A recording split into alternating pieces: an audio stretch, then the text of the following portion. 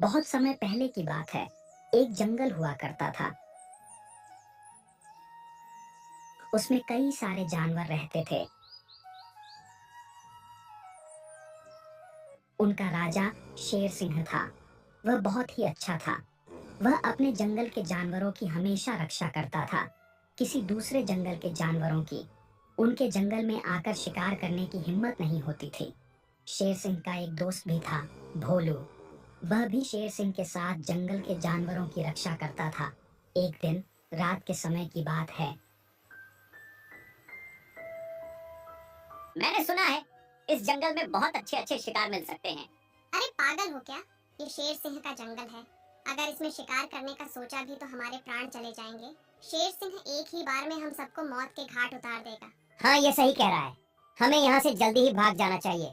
शेर सिंह बहुत ही खतरनाक जानवर है। अब वह तीनों उस जंगल में जाने की भी कोशिश नहीं करते और बाहर से बाहर ही भाग जाते हैं। ऐसे समय बीतने लगता है। धीरे धीरे शेर सिंह बूढ़ा होने लगता है। उसकी तबीयत खराब होने लगती है। इधर रोज रात को कोई ना कोई एक जानवर का शिकार कर देता था। महाराज, हमारे जंगल में से रोज कोई ना कोई एक जानवर गायब हो जाता है। हमें समझ नहीं आ रहा हम क्या करें। हाँ महाराज, ये जानवर सही कह रहे हैं। मैं पूरी रात पहरा देता हूँ, लेकिन तब भी मैं पता नहीं लगा पा रहा हूँ कि वह आते कहाँ से हैं और कैसे शिकार करके जाते हैं। कल तो मैंने भी उनमें से एक को देखा था। अरे ये कैसे हो रहा है? भोलू, पता लगाओ ये जानवर कौन है जो ऐसा कर रहे हैं। किसकी इतनी हिम्मत हो रही है कि शेर सिंह के इलाके में आकर शिकार कर रहे हैं। तुम सभी चिंता मत करो, शेर सिंह अभी जिंदा है। मैं तुम्हें कुछ नहीं होने दूंगा। कई दिन बीत जाते हैं। महाराज, हमारे गुन्नू बंदर की शादी है और हमें उसकी तैयारी करने की इजाजत चाहिए। क्या बात है? हमारे बंदर की शादी है। हम पूरे जंगल को दुल्हन की तरह सजा देंगे। भोलू तभी कहता है, मैं भी गुन्नू बंदर की शादी में आऊंगा। तुम इन सब की जंगल को सजाने में मदद करो। हाँ महाराज, जैसे आपकी आज्ञा। रक्षक भोलू, मेरी बंदरियां चाहती है कि हमारी शादी में कमल के फूलों से ही सजावट हो। क्या आप ऐसा ही करेंगे? हम तो कमल के फूलों से सजा दे, लेकिन वह पहाड़ी के पार तालाब में मिलेंगे और वहां पर जाना खतरों से खाली नहीं है। वैसे भी रोज एक न एक जानवर की मृत्यु हो जाती है। ऐसे जानवरों की जान खतरे में नहीं डालेंगे। अगर मैं यहाँ से गायब होकर तुम्हारे साथ जाऊं तो इतने में शेर सिंह अकेले हो जाएंगे और इनकी जान को खतरा होगा। और अगर मैं यहीं रुकता हूँ और तुम्हें अकेले जाने देता हूँ तो शेर सिंह ऐसा भी नहीं होने देंगे, क्योंकि उनके लिए अपनी जान से पहले आप सभी की जिंदगी है। तो मैं तुम्हें वहां से कमल के फूल लाने की आज्ञा नहीं देता। हमारे जंगल में कई सुंदर सुंदर फूल है सजावट के लिए। अब वह सभी जानवर चुप हो जाते हैं और एक कोने में चले जाते हैं। हम इतने बड़े हो गए हैं, क्या हमें अब भी जंगल से बाहर जाने के लिए इनकी आज्ञा लेनी पड़ेगी? हम तो जंगल से बाहर जाकर रहेंगे। हमारा इतना मन है कमल के फूलों से ही सजावट करने का। वैसे भी अब हमारी उम्र हो गई है। हमें हर काम शेर सिंह और भोलू से पूछकर करने की जरूरत नहीं। हम खुद भी काम कर सकते हैं। हाँ हाँ, सही कह रहे हो। चलो हम खुद ही जंगल के बाहर जाकर उस पहाड़ी के पार से नए कमल के फूल लेकर आते हैं और अपने भुन्नू के लिए जंगल को सजाते हैं। हाँ, सही कह रहे हो। अब हम ऐसा ही करते हैं। अब वह जंगल के बाहर पहाड़ी के पास कमल के फूल लेने चले जाते हैं। यहाँ पर कितने सुंदर सुंदर फूल हैं। यहाँ पर कितना सुंदर नजारा है। अगर हम उस चीता की बात में आ जाते तो हम कभी यह नजारा नहीं देख पाते। हाँ, तुम सही कहते हो। हमें शेर सिंह और भोलू की बात में कभी आना ही नहीं चाहिए। देखो, हमें तो यहाँ पर कोई जंगली जानवर नहीं मिला। अब हम यहाँ से जल्दी कमल के फूल लेकर अपने जंगल में चलते हैं। वहीं उनकी ये सब बात उस जंगल के खूंखार जानवर सुन रहे होते हैं। हमें कब से इस दिन का इंतजार था जब इस जंगल के जानवर उस शेर सिंह और चीता से नफरत करें। अब ऐसा ही हो रहा है। हम अब सबका शिकार करके शेर सिंह को अच्छा सबक सिखाएंगे। अरे रुको, हमें अभी इनका शिकार नहीं करना चाहिए। अगर हम अभी इनका शिकार करते हैं तो हम बाकी बचे हुए जानवरों को नहीं खा पाएंगे। वह सतर्क हो जाएंगे और फिर हम उनका शिकार नहीं कर पाएंगे। अगर हमें इस जंगल के जानवरों को खाना है तो पहले हमें इन 4 जानवरों की मदद लेकर जंगल में जाना होगा। लोमड़ी, मैं तुम्हें सही कहता हूँ कि तुम चालाक हो। तुम सही में बहुत तेज हो। वे उनके पास जाते हैं। अरे भाई और बहन, आप यहाँ क्या कर रहे हो? खूंखार जानवरों को देखकर वे चारों डर जाते हैं। हम यहाँ कमल के फूल लेने आए थे। तो इसमें तुम इतना डर क्यों रहे हो? चलो हम भी तुम्हारी मदद करते हैं। वे उन्हें तालाब में से कमल के फूल दे देते हैं। अगर तुम्हें आगे से कभी भी किसी भी काम की जरूरत हो तो तुम यहाँ आ सकते हो। क्या तुम चारों हमसे दोस्ती करोगे? हम भी बहुत अच्छे हैं। हम किसी जानवर का शिकार नहीं करते। हम तो फूल और पत्ती पर ही अपना जीवन बिताते हैं। अच्छा, लेकिन हमारे शेर सिंह महाराज ने तो कहा था कि पहाड़ी के पास बहुत खूंखार जानवर रहते हैं। तुम किसकी बातों में आ रहे हो? वह तो वैसे ही बहुत दल बदलू शेर है। पहले तुम्हारे जंगल के राजा उसके भाई हुआ करते थे, तो वह तुम्हारे राजा को धोखा देकर खुद वहां पर राजा बन गया। वह चाहता है कि तुम सभी कभी उस जंगल से बाहर ना निकलो और इस सच का कभी पता नहीं लगा पाओ, इसलिए वह ऐसा करता है और तुम सबको बाहर नहीं निकलने देता। इसका तो हमें कभी पता ही नहीं था। धन्यवाद, आप सबने हमें यह सच बताया। अरे कोई बात नहीं, लेकिन हम पर अब यहाँ अकेले नहीं रहा जाता है। हम भी तुम्हारे जंगल के ही जानवर हैं, लेकिन हम अपने राजा से बहुत प्यार करते थे और जब उसने हमारे राजा को मार दिया तो उसने हमें भी जंगल से निकल दिया और हम यहाँ पहाड़ी के पार आकर रहने लगे। हमें अपने जंगल की बहुत याद आती है। क्या आप सभी हमें जंगल में जाने में मदद करेंगे? अब वे चारों उनकी बातों में आ जाते हैं और उन्हें अपने जंगल ले जाने के लिए तैयार हो जाते हैं। देखो, हम तुम्हें अपने जंगल ले जाएंगे, लेकिन तुम्हें उस शेर सिंह और भोलू को पता नहीं लगने देना। हम तुम्हें चोरी चोरी जंगल में लेकर जाएंगे, ठीक है? वह भी मान जाते हैं। कमल के फूल लेकर और खूंखार जानवरों को अपने साथ लेकर वह जंगल में आ जाते हैं। अब वे उन खूंखार जानवरों को एक बहुत पुरानी गुफा में छुपने के लिए कह देते हैं। तुम लोग इसी गुफा में छुपे रहना। हम इस गुफा में तुमसे मिलने आ जाया करेंगे और तुम्हारे लिए खाना पीना ले आएंगे। तुम उस भोलू और शेर सिंह के सामने मत आना। ऐसे ही समय बीतने लगता है। भुन्नू बंदर की शादी होती है। उसमें सब आते हैं। सब बहुत ही ज्यादा एंजॉय करते हैं। लेकिन पता चलता है कि वहां से 2 हिरन और 1 बकरी गायब हो गए हैं। अब भोलू और शेर सिंह उनका खूब पता लगाने की कोशिश करते हैं, लेकिन पता नहीं लगता कि वह कहाँ गई और किस हालत में है। फिर उस गुफा में वे तीनों बात करते हैं। अरे देखो, हमने चारों को कैसे मूर्ख बनाया और अब हमें इतना स्वादिष्ट मांस खाने को मिल रहा है। हमें कितने दिन हो गए थे ऐसा कुछ खाए हुए। ये सही कहते हैं कि सब्र का फल मीठा होता है। अब हमें शिकार करने की कोई जरूरत नहीं है। धीरे धीरे इन्हीं जानवरों को मारकर खाएंगे और इनमें से किसी को पता भी नहीं लगेगा। हाँ, सही कहती है लोमड़ी। आज तेरी वजह से ही हमें यह सब स्वादिष्ट खाना खाने को मिल रहा है। देख लो, मेरे साथ रहोगे तो फायदे में ही रहोगे। फिर वे तीनों हंसने लगते हैं और इधर से शेर सिंह और भोलू बहुत चिंता में रहते हैं। महाराज, हमारे जंगल में से धीरे धीरे जानवर कम होते जा रहे हैं और इधर आपकी भी तबीयत दिन पर दिन खराब होती जा रही है। मुझे तो समझ ही नहीं आ रहा है, मैं इस मुसीबत को कैसे दूर करूं? भोलू, तू सही कह रहा है। मुझे भी समझ नहीं आ रहा, ये हमारे जंगल पर कैसी मुसीबत आन पड़ी है। हे भगवान, हमारे इस जंगल की मदद करना।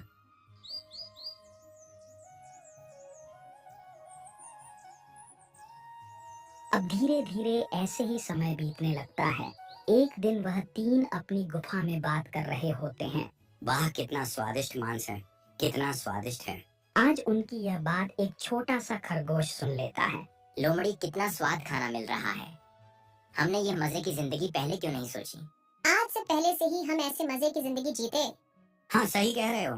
वह हंसते हुए मांस को खा रहे होते हैं। यह सब बात खरगोश सुन लेता है। वह सब जाकर शेर सिंह को और भोलू को बता देता है। अब शेर सिंह और भोलू उस गुफा को देखकर आते हैं तो वह देखते हैं कि इसमें खूंखार जानवर हैं। वह कहता है कि हम इन्हें ऐसे ही नहीं मार सकते। हमें इन्हें मरने के लिए कोई ना कोई उपाय जरूर लगाना पड़ेगा।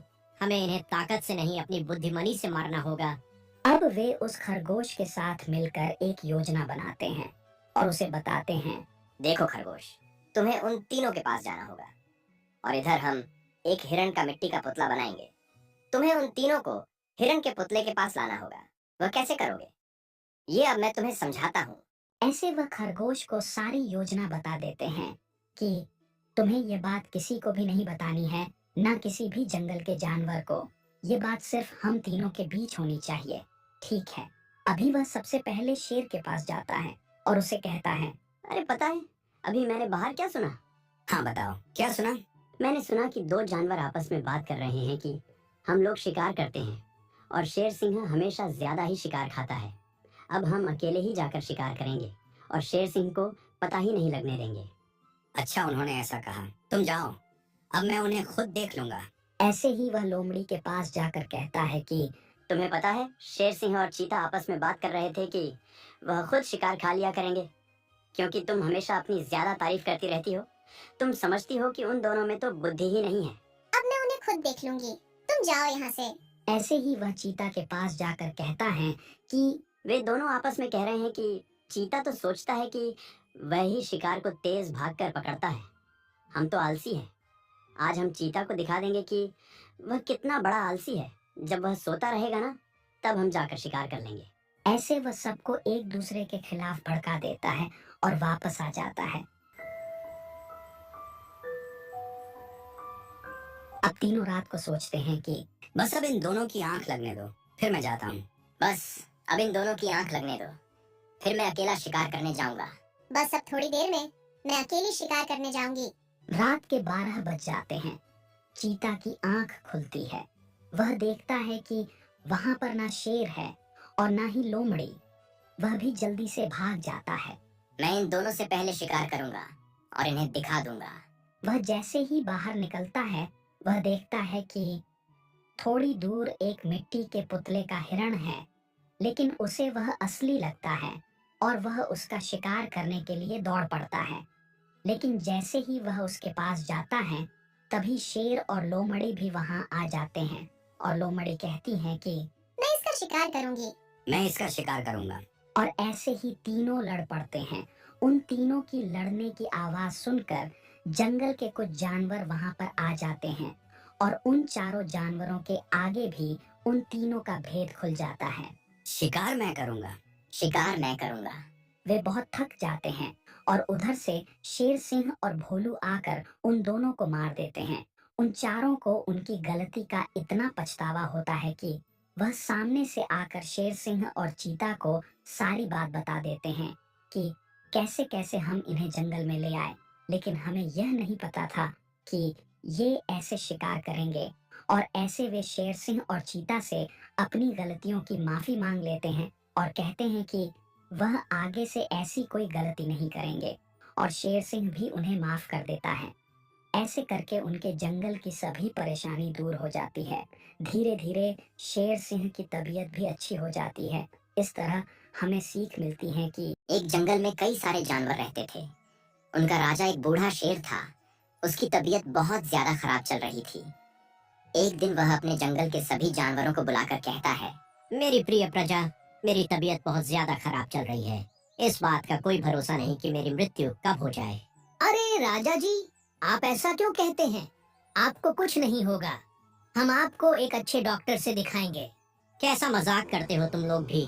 मुझे पता है मैं अब कुछ दिन का ही मेहमान हूँ। जैसा कि आप सब लोग जानते हैं कि मेरी सबसे ज्यादा सेवा चिता और सियार ने की है, तो मेरे मरने के बाद इन दोनों में से ही कोई एक राजा बनेगा। क्योंकि मेरे तो कोई संतान नहीं है, मैं अपने मरने के बाद इन दोनों में से ही किसी को जिम्मेदारी देकर जाऊंगा। मैं अपने मुख्यमंत्री को बता दूंगा कि वह किसको राजा बनाए। ये ऐलान मेरी मृत्यु के बाद ही होगा। अब सियार सोचता है कि राजा उसे बना दे, क्योंकि चीता पढ़ने के लिए राज्य से बाहर चला गया था और तब सियार ने ही राजा की सेवा की थी। तो वह चाहता है कि राजा के मरने के बाद उसे ही गद्दी दी जाए। लेकिन राजा के मन में कुछ और ही चल रहा था। धीरे धीरे राजा की तबीयत और खराब होती चली जाती है। मुख्यमंत्री, मैं मरने वाला हूँ। क्या महाराज, आप यह क्या कह रहे हैं? हाँ मंत्री जी, अब मैं एक दिन से ज्यादा नहीं जीऊंगा। मैं आपसे कह देता हूँ कि मेरे मरने के बाद चीता को ही राजा बनाया जाए। वही इस गद्दी का सही हकदार होगा। अगर तुम सच में मेरी इज्जत करते हो तो मेरे मरने के बाद चीता को ही राजा बनाना और सारी प्रजा को यह बात बता देना। यह कहकर राजा के प्राण निकल जाते हैं। अब राजा के मरने के बाद मंत्री सभी प्रजा को इकट्ठा करता है और कहता है कि भाइयों और बहनों, मैं यह घोषणा करता हूँ कि आज से हमारे जंगल का राजा चीता होगा। अब यह सुनते ही सियार को बहुत ज्यादा गुस्सा आता है। वह कहता है कि जब यह चीता पढ़ने गया था तब मैंने राजा की सेवा की थी और अब मेरी जगह इसे राजा बनाया जा रहा है। मुझे यह बिल्कुल बर्दाश्त नहीं हो रहा है। और वहां से गुस्से में भाग जाता है और उसे गद्दी पर से हटाने की तैयारी करता रहता है। यह राजा कितना तेज निकला, इसने मेरी जगह इस चीता को राजा बना दिया। लेकिन मैं भी ऐसे ही बैठने वाला नहीं हूँ, मैं भी इस चीज का बदला लूंगा। वह पूरे जंगल में ही अफवाह फैला देता है कि चीता ने तो कभी राजा की सेवा भी नहीं करी, मैंने ही सब करा, लेकिन मुझे राजा नहीं बनाया गया। मैं ही इस गद्दी का असली हकदार हूँ। सभी जंगल के जानवर भी उसकी ही बात मानने लगते हैं। वह भी सियार का ही साथ देते हैं। हाँ हाँ, तुम ही इस गद्दी पर बैठने के सही में मालिक हो। वह चीता तो बड़ा तेज निकला, तुम्हारा हक लेकर चला गया। ऐसे ही दिन बीतने लगते हैं। इस बात का चीता को पता लगता है कि उसकी प्रजा उससे बहुत नफरत करती है। अब वह अपने मंत्री से एक घोषणा करवाता है कि वह शाम को सभी प्रजा से मिलेगा, तो शाम को सभी प्रजा तैयार रहे। अब मंत्री जंगल में घोषणा कर देता है। सभी जानवर आपस में कहते हैं कि शेर कितना अच्छा था, वह खुद ही आकर हमसे सारी बातें करता था। यहाँ ये चीता तो बड़ा ही बेकार है, अभी तक हमारे से खुद आकर बात भी नहीं की है। मंत्री से ही घोषणा करवा रहा है, देखते हैं क्या कहता है। अब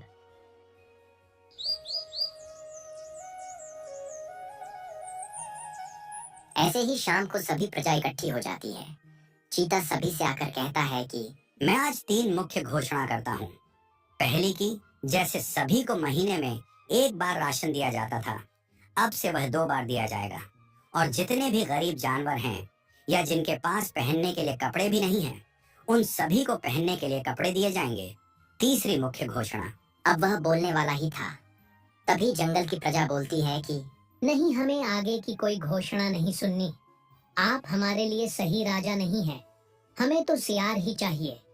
वह बहुत अच्छा है हमारे लिए, और किसी को हमें अपने राजा के रूप में नहीं देखना, हमें सियार को ही देखना है। तब वह कहता है कि हाँ, तो मेरी तीसरी घोषणा इसी चीज से जुड़ी हुई है। मैं कहता हूँ कि अब सियार को एक दिन का राजा बनाया जाएगा। अगर वह कुछ अच्छा करता है और जिसे लगता है कि हाँ, यही राजा बनना चाहिए, तो मैं अपनी गद्दी छोड़ दूंगा और यह जंगल छोड़कर भी चला जाऊंगा। कल को सियार को एक दिन का राजा बनाया जाएगा, फिर आप लोग ही फैसला कर लेना। राजा की ये बात सुनकर सभी प्रजा और सियार बहुत खुश हो जाते हैं। वह कहते हैं कि चलो, अब अच्छा हुआ, अब एक दिन की ही बात है, फिर हम सियार को ही हमारे राजा की तरह देखेंगे।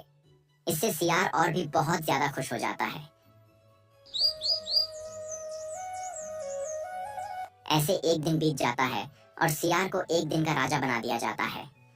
अब वह मुख्यमंत्री से कहता है कि जितना भी जुड़ा हुआ राशन है वह सभी जानवरों में बांट दो।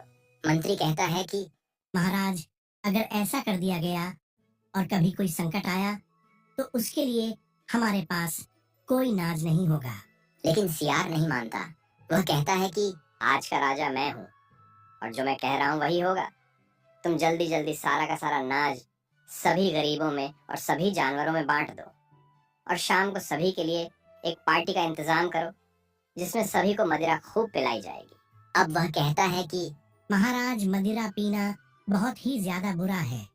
हमारे जंगल में जब हमारे महाराज थे, किसी ने भी मदिरा नहीं पी। अब आप कह रहे हैं कि हम सभी को मदिरा बांट दें। हाँ, जो मैं कह रहा हूँ वही करो।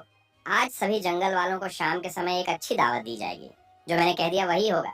अब मंत्री भी क्या करता, वह भी एक दिन के राजा से परेशान हो गया। अब मंत्री राजा के कहे अनुसार सभी जानवरों में नाज बांटने लगता है। सभी जानवर बहुत ज्यादा खुश हो जाते हैं और राजा की जय जयकार करते हैं। राजा जी की जय हो, राजा जी की जय हो। हमारे राजा इतने अच्छे हैं, राजा जी की जय हो।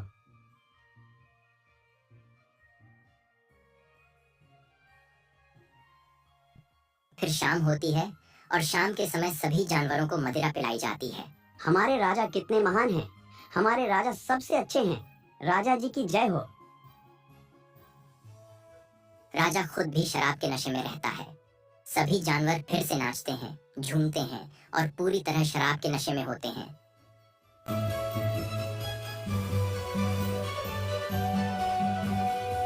फिर जब सभी जानवर शराब के नशे में होते हैं, तभी दूसरे जंगल के कई सारे भेड़िए आकर उनका सारा का सारा खजाना लूट कर चले जाते हैं और वह सभी शराब के नशे में होते हैं। इधर उनका सारा राज्य लुट जाता है। सभी जानवर होश में आते हैं और देखते हैं कि उनका पूरा राज्य लूटा पड़ा है और बहुत ही ज्यादा दुख मनाते हैं और सियार को मारने के लिए दौड़ते हैं। तभी चिता आकर उसे बचाता है और कहता है कि अब आप लोग खुश हैं। अब हमारे पास संकट में बचने के लिए कोई भी खाना नहीं रहा है और ना अब हमारे पास राज्य में कोई भी धन है। वह तो मैं सही समय पर आ गया और उन जंगली भेड़ियों को भगा दिया, वरना अभी तक आप लोग भी उनका शिकार बन गए होते। इसलिए मैंने आपसे कहा था कि हमारे महाराज ने जो किया सही किया था। हमारे महाराज ने इसे राजा बनाया नहीं था, क्योंकि उनके गैर मौजूदगी में इसने एक बार राजा को धोखा दिया था, इसलिए ही इसे राजा नहीं बनाया। लेकिन आप लोगों को यह बात हमें ना बतानी पड़े, इसलिए हम चुप रहे और इसे एक दिन राजा बनाने का नाटक किया। अब आप लोग खुश और हम भी खुश। हमें माफ कर दीजिए। आगे से हम ऐसी कोई गलती नहीं करेंगे। अब हमें आप पर पूरा भरोसा है और आप हमारे असली में राजा हैं। ऐसे करके सभी प्रजा सुख से रहने लगती है। राजा भी धीरे धीरे करके उनके लिए धन का इंतजाम कर लेता है। ऐसे ही सब कुछ अच्छा चलता रहता है। ऐसी और मजेदार कहानियां सुनने के लिए चैनल को सब्सक्राइब करें और वीडियो को लाइक करें। धन्यवाद।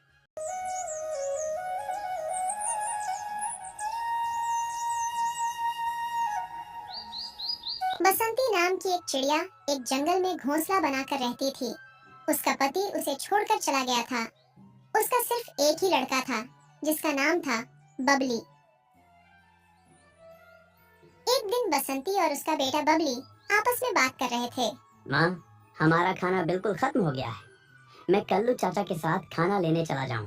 अरे बेटा, तूने अभी उड़ना सीखा ही है, मैं तुझे इतनी दूर कैसे भेज दूं? वैसे भी हमारे जंगल के आसपास कोई गेहूं का खेत नहीं है। अरे माँ, तू इतनी चिंता क्यों करती है? मैं उड़ना सीख गया हूँ और वैसे भी चाचा तो जा ही रहे हैं ना मेरे साथ, तो तुम्हें चिंता करने की कोई जरूरत नहीं है। मैं चला जाऊंगा। ऐसे कहकर वह अपनी माँ से विदाई ले गेहूं की खोज में निकल जाता है। वह सबसे पहले कल्लू चाचा के घर जाता है। चाचा चाचा बाहर आओ। चाचा जल्दी से बाहर आता है। अरे कल्लू बेटा, क्या हुआ? क्यों परेशान हो रहे हो? अरे चाचा जी, आपने ही तो कही थी आज हम गेहूं की खोज में जाएंगे। अरे बेटा, वह आज मेरी थोड़ी तबीयत सी ठीक नहीं लग रही, बस इसलिए ही थोड़ी देर तक सो गया था। अच्छा, क्या हुआ? अरे बेटा, तुझे तो पता ही है, अब मेरी उम्र हो चली है, लेकिन मेरे कोई लड़का नहीं है। मुझे ही अपनी पत्नी और अपना पेट पालने के लिए कुछ न कुछ करना पड़ेगा। चलो अब निकलते हैं। ऐसा कहकर वह चाचा भतीजे गेहूं की खोज में निकल जाते हैं। उन्हें उड़ते उड़ते बहुत देर हो जाती है।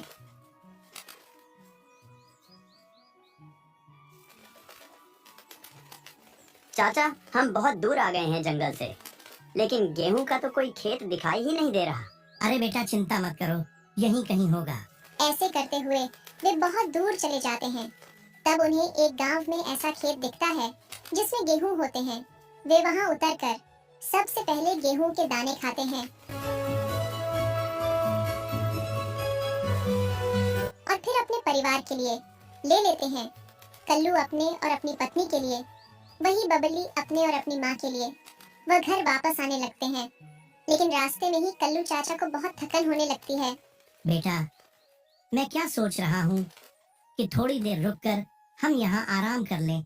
वैसे भी मेरी इतनी उम्र नहीं है कि मैं लगातार उड़ सकूं, बहुत देर तक सफर कर सकूं। मेरी बात मान, तो यहाँ जो ये झरना है, वहाँ 5 मिनट हम आराम कर लेते हैं। चाचा जी, आप सही कह रहे हैं। मैंने भी अभी अभी उड़ना सीखा है, मेरे भी पंख दुख रहे हैं। थोड़ी देर आराम ही कर लेते हैं। वह दोनों वहां उतर जाते हैं और झरने में से पानी पीने लगते हैं।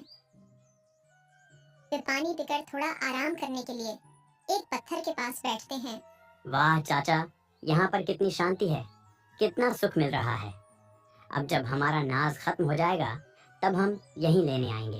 इतनी देर में ही उन्हें वहाँ एक चिड़िया की आवाज सुनाई देती है। बचाओ बचाओ, कोई मेरी मदद करो, कोई मुझे इस पिंजरे से बाहर निकालो, बचाओ। अरे चाचा, क्या तुम्हें भी ये आवाज आ रही है? हाँ बेटा, मुझे भी किसी चिड़िया के चिल्लाने की आवाज आ रही है। चलो एक बार चलकर देखते हैं। वे दोनों उड़कर आवाज की तरफ जाते हैं। वहाँ जाकर वे देखते हैं तो एक बहुत ही सुंदर छोटी सी चिड़िया एक पिंजरे में फंसी होती है। वे उसके पास जाकर कहते हैं, अरे तुम्हारा नाम क्या है? तुम यहाँ पर कैसे आए? मैं क्या बताऊं मेरे दुख की कहानी।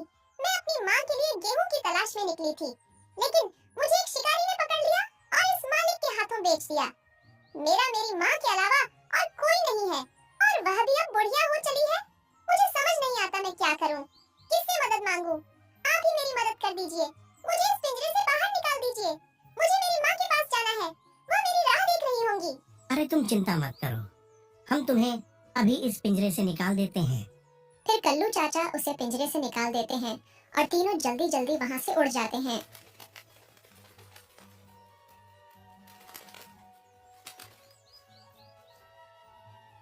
अब कल्लू और बबली उसे घोंसले के पास छोड़ देते हैं। वाह, तुम्हारा घोंसला तो बड़ा ही प्यारा है। अगर ये बाहर से इतना सुंदर है तो ये अंदर से कितना प्यारा होगा। हाँ, तो आप लोग अंदर क्यों नहीं आते? एक बार आप लोग भी देख लो अंदर से, और मेरी माँ आपसे मिलकर बहुत खुश होंगी। वह अंदर ले जाती है। उसकी माँ अपनी बेटी को देखकर बहुत खुश होती है। बेटी, तू कहाँ रह गई थी? तुझे पता है मैंने तेरी कितनी राह देखी, कहाँ चली गई थी तू मुझे छोड़कर? माँ, तुम्हें पता है मेरे साथ ऐसे हुआ? वह अपनी माँ को सब कहानी बताती है। उसकी माँ कल्लू और बबली का बहुत शुक्रिया अदा करती है। अगर आज आप दोनों ना होते तो ना जाने मेरी बेटी के साथ क्या होता। मैं आप लोगों का ये एहसान कभी नहीं भूलूंगी। आज आपने मेरी जिंदगी अपने उद्धार कर ली है, वह अब आपकी ही गुलाम है। अरे ये सब आप क्या कह रही हैं? ये तो हमारा एक फर्ज था। अच्छा चाचा, क्या हम अपने गेहूं में से थोड़े से गेहूं इन्हें दे सकते हैं? इन्होंने कई दिनों से खाना नहीं खाया। हाँ हाँ बेटा, क्यों नहीं। वे उन्हें थोड़े से गेहूं देकर वापस आ जाते हैं।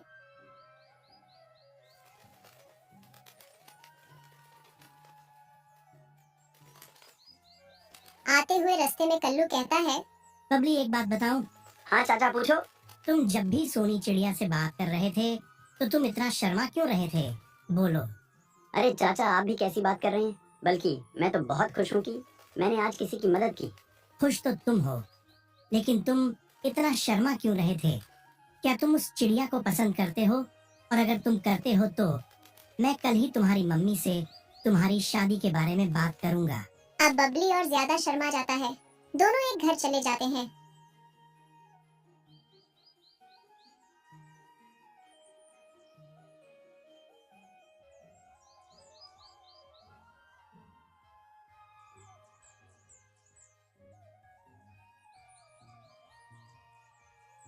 सुबह होती है।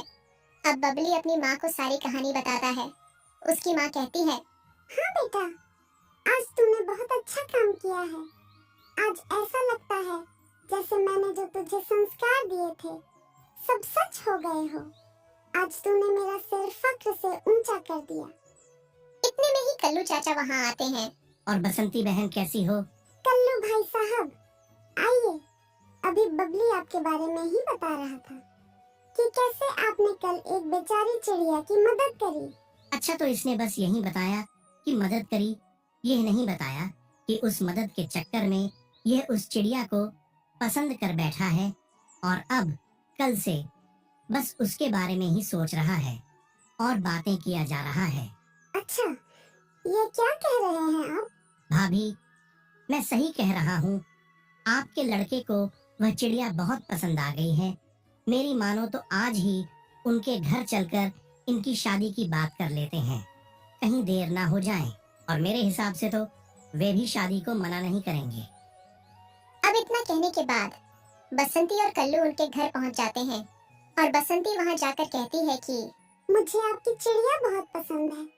अब आपने भी मेरे बेटे को देख रखा है। अगर आपकी इजाजत हो तो मैं एक बात कहना चाहती हूँ। जी हाँ, बिल्कुल, कहिए। आपका तो वैसे भी बहुत बड़ा एहसान है मुझ पर। मेरे लड़के को आपकी बेटी बहुत पसंद है। क्या आप इन दोनों की शादी कराने के लिए राजी हैं?